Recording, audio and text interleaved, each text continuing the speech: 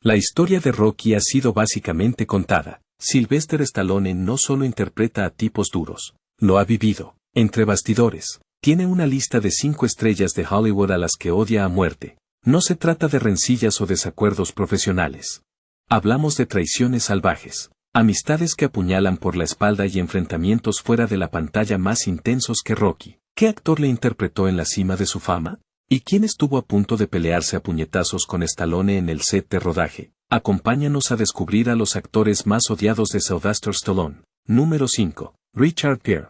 En 1974, Hollywood estaba lleno de jóvenes actores hambrientos que intentaban hacerse un hueco. 2 de ellos eran Sylvester Stallone y Richard Gere. Aún no eran famosos. Solo un par de tipos que buscaban tiempo en pantalla en una película de bajo presupuesto llamada The Lords of Flatbush. Pero lo que ocurrió durante el rodaje desencadenó una disputa que duró una década, todo por culpa de un sándwich. La película pretendía ser un retroceso a la vida en el Brooklyn de los años 50. Stallone había coescrito el guión, basándose en sus propias experiencias de infancia en Hell's Kitchen. Para él, esto no era solo otro trabajo de actuación, era personal. Estaba interpretando a Stanley Rosiello, el tipo duro con un lado blando oculto. Stallone llevaba años esforzándose en la industria. Y esta era su oportunidad de demostrar que podía dirigir una película. Gere, por otro lado, venía de un entorno totalmente diferente. Fue entrenado en el teatro, muy metódico y preciso. Había estudiado seriamente la actuación, pensaba cada línea, cada gesto. Fue elegido para el papel de Chico Terrell, otro de los principales de la banda. El papel no era complicado, pero sus estilos no podían ser más diferentes. Desde el principio, los dos chocaron. Stallone actuaba desde las entrañas, crudo e instintivo. A Gere le gustaba analizarlo todo. Podría haber funcionado en otras circunstancias, pero esto no era una producción de un gran estudio. El presupuesto era ínfimo, el calendario apretado, y todo el set era una olla a presión.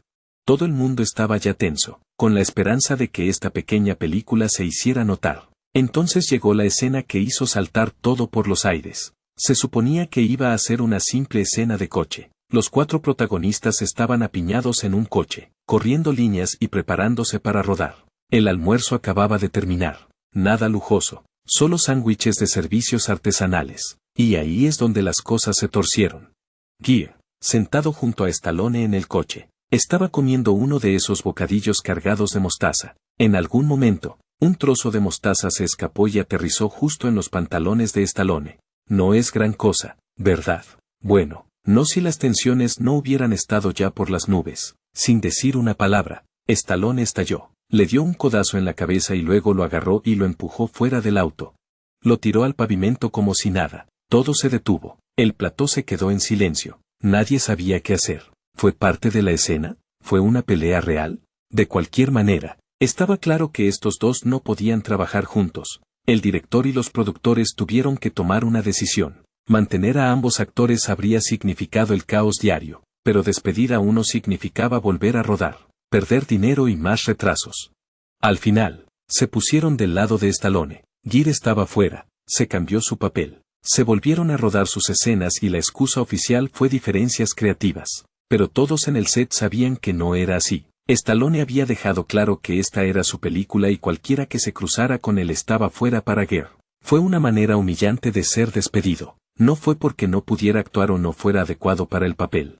Fue por una mancha de mostaza y el temperamento explosivo de Stallone. Y en una industria tan pequeña y chismosa como Hollywood, se corrió la voz rápidamente. Gere nunca lo olvidó. Ese momento se le quedó grabado. Stallone, por su parte, salió de aquello como el alfa, alguien que no se andaba con chiquitas a la hora de proteger sus proyectos, pero eso tuvo un precio.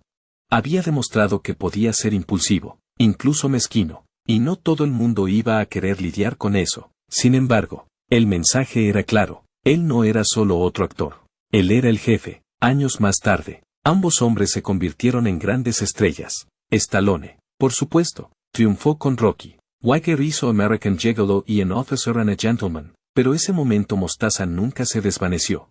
Fue el comienzo de una larga y silenciosa rencilla que se cocinó a fuego lento entre bastidores durante años. Y es bastante salvaje cuando se piensa en ello. 2 futuros iconos de Hollywood peleando por un par de pantalones manchados de mostaza en la parte trasera de un coche estrecho. pero a veces eso es todo lo que se necesita, una pequeña chispa para encender un fuego que arde durante décadas.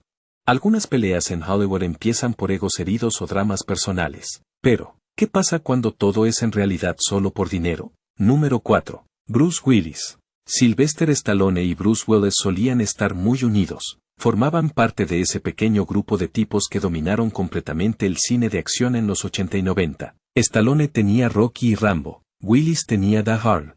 Entre los dos definieron el aspecto de un tipo duro en la pantalla para toda una generación. Sin embargo, en 2010 las cosas habían cambiado. Ambos se estaban haciendo mayores. Y los papeles que solían conseguir sin pestañear eran cada vez más difíciles de conseguir. El género de acción había cambiado. Y los días de los héroes musculosos volando cosas por los aires estaban desapareciendo. Fue entonces cuando a Stallone se le ocurrió la idea de The Expendables, una especie de película retro repleta de estrellas de acción de la vieja escuela. Para Stallone no era un trabajo más. Se trataba de algo personal. Se trataba de honrar la época dorada del cine de acción y dar a las leyendas un último momento para brillar. La primera película de Expendables fue genial. Al público le encantó. Recaudó más de $270 millones. De repente, se renovó el entusiasmo por volver a ver a las viejas estrellas de acción juntas. La segunda fue aún mejor. Se sintió como el comienzo de un nuevo capítulo, como si hubieran encontrado una manera de mantener el fuego sin pretender que todavía estaban en sus años 30. Willis fue parte de ella desde el principio. Interpretó a un tipo de la CIA llamado Church. No era un papel enorme, pero aportaba cierto peso al equipo. Detrás de las cámaras, parecía entender lo que Stallone quería. Se trataba de la camaradería, la lealtad, y tirar de nuevo a los días en que todos estaban en su mejor momento. Pero cuando llegó el momento de hacer The Expendables 3, las cosas se complicaron. Stallone estaba entusiasmado. Quería hacerla más grande, más ajustada, mejor. Intentaba traer aún más leyendas. Harrison Ford, tal vez algunos cameo o sorpresa. Todo se estaba alineando. Luego vinieron las conversaciones con Willis. Y ahí es donde todo comenzó a desmoronarse. El equipo de Willis volvió con una cifra que sorprendió a todos. $4 millones por 4 días de trabajo. Básicamente, $1 millón por día. Sin negociación, sin margen de maniobra. Solo paga o estamos fuera. Esto es Hollywood, ¿verdad? Los sueldos ridículos no son exactamente nuevos, pero este golpe fue diferente. Estas películas habían funcionado hasta ahora porque todo el mundo estaba dispuesto a tomar un poco menos. No se trataba del sueldo, se trataba de la onda. El punto era que no era solo por el dinero. Se trataba de ser parte de algo genial con el viejo equipo. La demanda de Willis parecía que no le importaba nada de eso. Stallone lo vio como algo más que un número. Para él, era una bofetada en la cara. Él había construido todo esto en torno a la idea de la hermandad.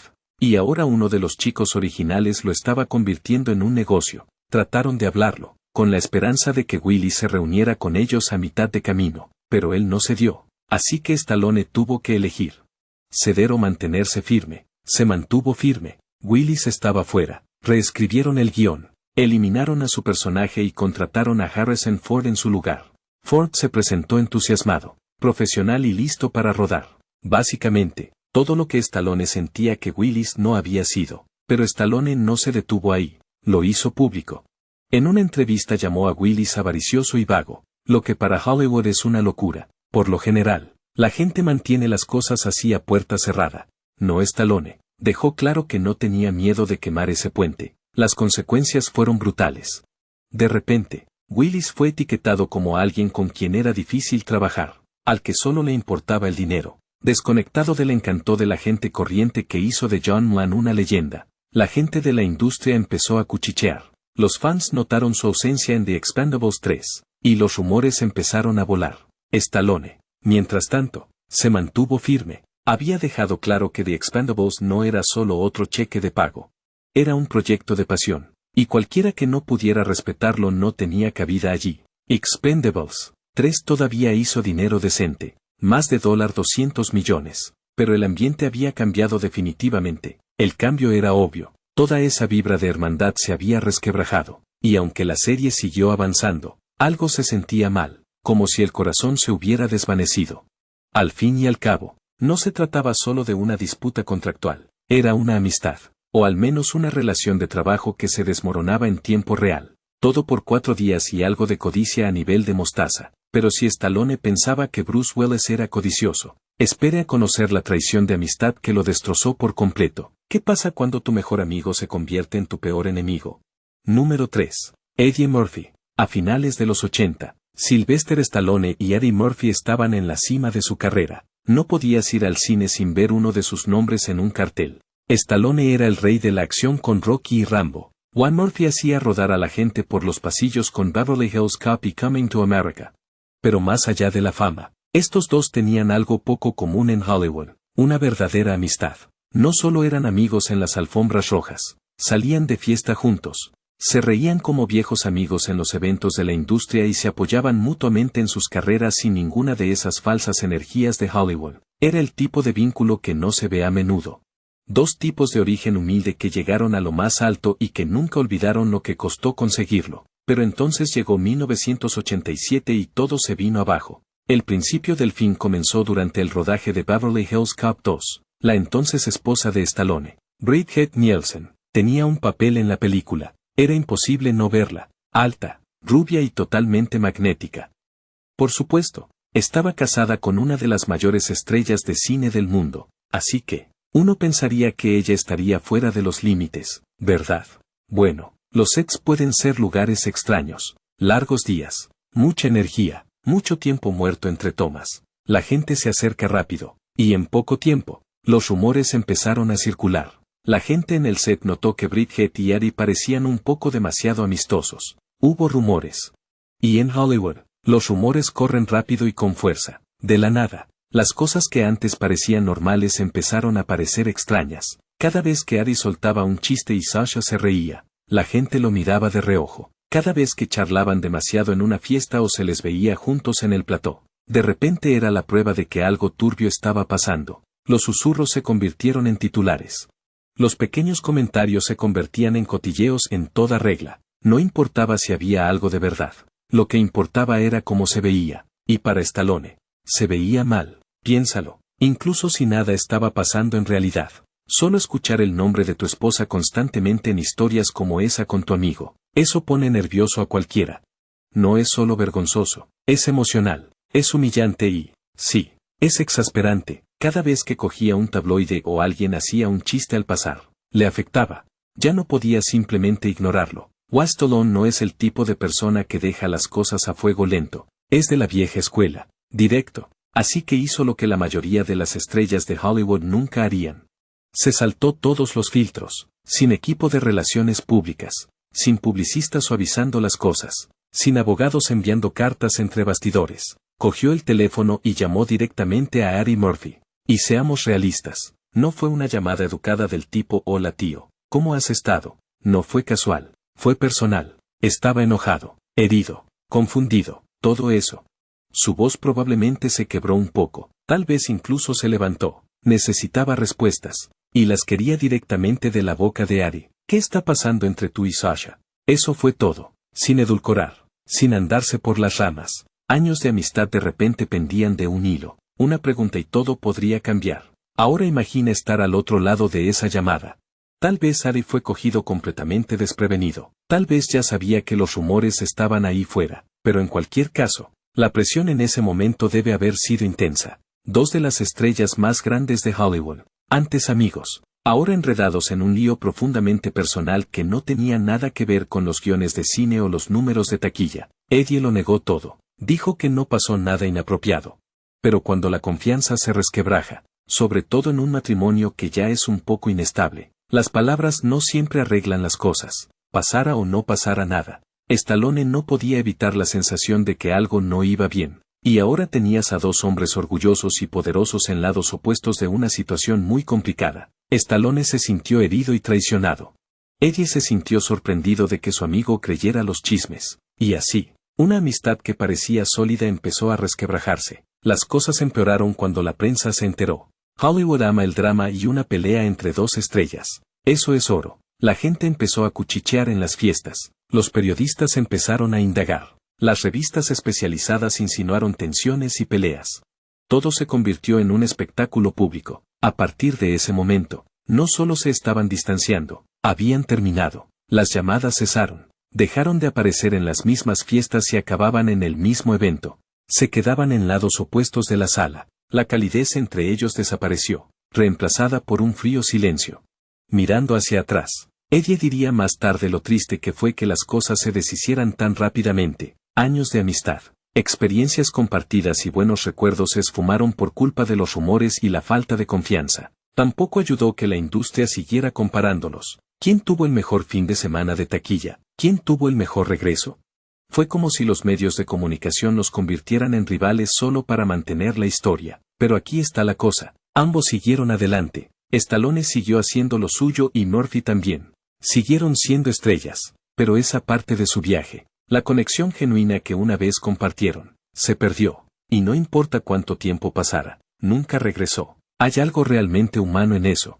La fama, el dinero, el éxito. Nada de eso te protege del tipo de angustia que se produce cuando una amistad se desmorona, especialmente una que era real. Al final, no se trataba solo de lo que ocurrió o no en el set de rodaje. Se trataba de la confianza. Una vez que se rompe, especialmente en un mundo tan salvaje y obsesionado con la imagen como Hollywood, es difícil de arreglar, incluso imposible. Y así, lo que empezó como una de las amistades más geniales de Hollywood se convirtió en una historia más. Una más de lo que podría haber sido en una ciudad llena de ellas. La traición de Murphy golpeó duro, pero nada podría haber preparado a Stallone para el choque de egos que casi arruina su papel más legendario. ¿Qué haces cuando una leyenda de Hollywood aparece y trata de reescribir toda tu película? Número 2. Kirk Douglas. En 1982, Sylvester Stallone estaba en racha. Rocky había pasado de ser un tipo limpiando jaulas de leones en el zoo a un hombre muy conocido. La historia del desvalido caló hondo en la gente, y de repente, Stallone no era solo una estrella, era el hombre, pero aún no había terminado. Tenía otro personaje al que quería dar vida, alguien más oscuro, más intenso. John Rambo. First Blood no era la típica película de acción. Claro que había explosiones y acrobacias, pero tenía corazón. Rambo no era un superhéroe, era un hombre roto. Un veterano de Vietnam que se sentía completamente fuera de lugar en un país por el que luchó. La historia tocaba temas reales como el TEP, el aislamiento y cómo la sociedad trata a los soldados. Una vez que la guerra ha terminado, Stallone no solo actuaba. Intentaba decir algo, y después de luchar tan duro para mantener el control sobre Rocky, no iba a dejar que nadie aguara esto. Entonces apareció Kirk Douglas. Kirk Douglas era alguien importante. Estamos hablando de la realeza de Hollywood. Espartaco, Senderos de Gloria, 5 décadas de papeles clásicos.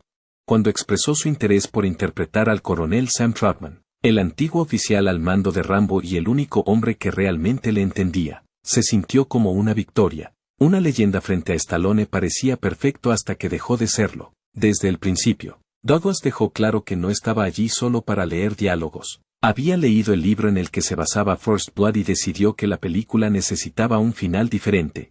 En el libro, Rambo muere, disparado por Trotman. Douglas quería que eso volviera, no sugerido, no discutido, exigido. Pensó que la muerte le daba más peso, más drama, y seamos realistas, le dio el gran momento emocional para salir.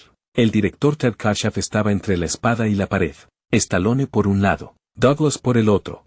Stallone había estado trabajando en esto durante meses, no solo actuaba en ella, él estaba ayudando a dar forma a todo el asunto, vio First Blood como el comienzo de algo más grande. Douglas, por otro lado, no se preocupaba por futuras secuelas. Quería un final que lo hiciera lucir bien en ese momento, y tampoco era sutil al respecto. Douglas hablaba literalmente de sí mismo en tercera persona en las reuniones. Cosas como Kirk Douglas no diría estas líneas o Kirk necesita una motivación más fuerte aquí. Llevó sus propias reescrituras al set tratando de remodelar la película en torno a su versión del personaje. Fue incómodo y todo se detuvo. Mientras Stallone y Koch trataban de afinar la película, ahora también intentaban gestionar el ego de Kirk Douglas. Largas noches, cambios de guión, interminables idas y venidas. Todo el mundo en el set podía sentir la tensión. No eran solo dos mentes creativas en desacuerdo, era un choque de mundos. El nuevo Hollywood contra el viejo Hollywood, y ninguna de las partes se movía. Stallone estaba especialmente frustrado. Había luchado demasiado por el control como para que alguien intentara reescribir la historia en el último minuto. Pero Douglas siguió presionando por ese final original donde Trotman mata a Rambo una y otra vez. Finalmente, Kotcheff tuvo suficiente. Se sentó con Douglas y básicamente le dijo, esta es la película que estamos haciendo. Este es el guión que acordaste. Si no quieres hacerlo, puedes irte. Sin gritos, sin drama, solo hechos. Y eso es exactamente lo que pasó. Douglas se fue. Ahora, aquí es donde las cosas podrían haber fracasado totalmente. Perder a un actor de renombre a pocos días de rodar. Ese tipo de cosas puede destruir una película, pero en este caso, resultó ser una extraña bendición. Llamaron a Richard Crenna y se incorporó sin apenas preparación. El tipo tuvo 24 horas. Memorizaba las líneas de camino al plató, pero apareció. Lo clavó y acabó haciendo una interpretación que le sentó bien. No estaba tratando de robar escenas. No estaba cambiando las líneas. Simplemente interpretó al personaje con una especie de fuerza silenciosa que te hacía creer que realmente se preocupaba por Rambo. Aportó una calidez al papel que equilibró toda la intensidad de Stallone. Ese cambio de Douglas a Crenna cambió toda la dinámica. En lugar de ser este final frío y dramático, la película se convirtió en algo más esperanzador, y dejó la puerta abierta para secuelas, que por supuesto terminó siendo un gran negocio para Stallone. Todo el lío de Kirk Douglas se convirtió en una de esas lecciones que definen una carrera. Dio de primera mano cómo proteger tu visión a veces significa tomar decisiones difíciles. Incluso si eso significa enfrentarse a una leyenda, pero se aferró a su instinto, y valió la pena. First Blood se convirtió en un éxito. Demostró que Stallone no era solo un pony de un solo truco con Rocky.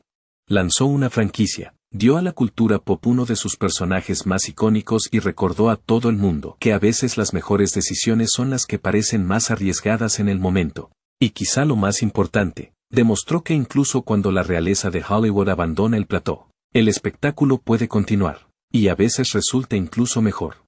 Si Kirk Douglas era el tipo duro del viejo Hollywood, el próximo enemigo de Stallone le pega mucho más de cerca, pero aquí está el giro. ¿Podría ser esta rivalidad brutal lo que realmente mantuvo vivas las carreras de ambos? Número 1. Arnold Schwarzenegger. En 1977, Sylvester Stallone llegó a los Globos de Oro pensando que por fin sería su noche. Unos meses antes, estaba tan arruinado que había pensado seriamente en robar una tienda para sobrevivir. Así de mal se había puesto. Pero entonces, Rocky cambió todo. Pasó de limpiar jaulas de leones a ser nominado como mejor actor y mejor guión. Se suponía que esa noche sería la cereza de su masivo regreso, y entonces apareció Arnold Schwarzenegger. Arnold entró como un muro humano, enorme, seguro de sí mismo y con ese marcado acento austriaco que hacía que cada frase sonara como un chiste. Se acercó a Stallone y le dijo, «Hola, soy Arnold Schwarzenegger, el nuevo talento del año». Stallone le echó un vistazo y pensó, ¿quién es este tío? ¿Otro musculitos intentando triunfar en Hollywood? No se lo tomó en serio en absoluto. Pero entonces empezaron a llegar los premios, y Rocky no ganó, ni uno solo. Mientras tanto, Arnold sí ganó. Se llevó a casa el Globo de Oro a la nueva estrella del año. Stallone estaba atónito, y según él, Arnold pasó toda la noche riendo cada vez que Rocky era desairado. Tocó un nervio.